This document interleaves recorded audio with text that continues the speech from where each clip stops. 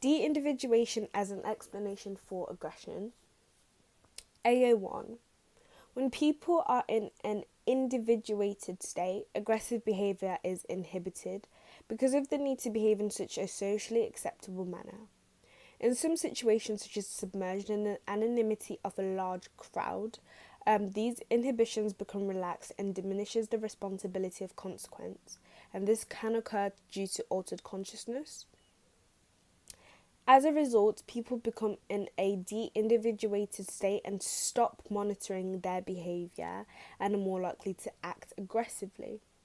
Self-awareness can also influence de-individuated state. Private self-awareness refers to attention to our own behaviour and feelings when part of a crowd.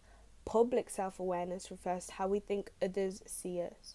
Both types of awareness are reduced when we're part of a crowd. Dodd study. Evidence to support de-individuation theory comes from Dodd. Dodd asked psychology students, if you could do anything humanly possible with complete assurance that you would not be detected or held responsible, what would you do?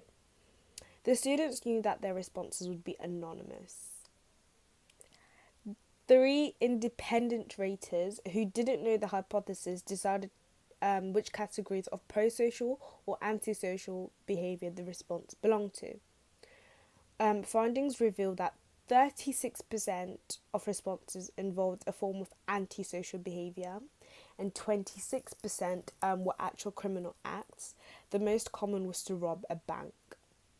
Only 6% of the responses were prosocial behaviours, such as helping people. In terms of how people imagined they would behave, this study demonstrates a link between anonymity, de-individuation, and aggressive behaviour. This study shows support for de-individuation and increases its validity as an explanation of aggression.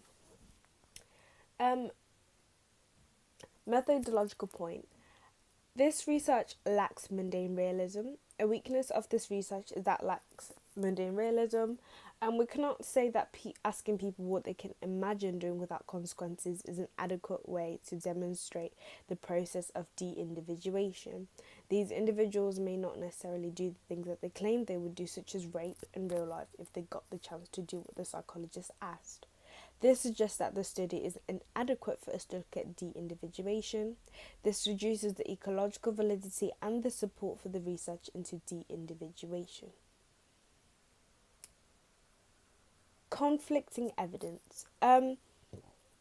Research refuting the claims of anonymity being the sole factor for aggression comes from a study where strangers were put in a darkened room and told them to do whatever they wanted. They soon started kissing and touching each other intimately. This deviance in the dark study was repeated with participants told that they would be face to face with each other afterwards. Findings show that the touching and kissing reduced, despite the guarantee of anonymity creating the conditions for de-individuation. Aggressive behaviour was not an outcome of the study. This suggests that other factors contribute to aggression. This weakens the validity and the support for de-individuation explanation of aggression. IDA point, an alternative explanation. A weakness of the de-individuation theory is that it is far too simplistic. Thus, a better explanation to use for aggression is the social learning theory. Social learning theory considers cognitive processes. Bandura proposes 4 cognitive conditions that are needed for observational learning to occur. These are attention, retention, motor reproduction, and motivation. Cost-benefit analysis is also considered.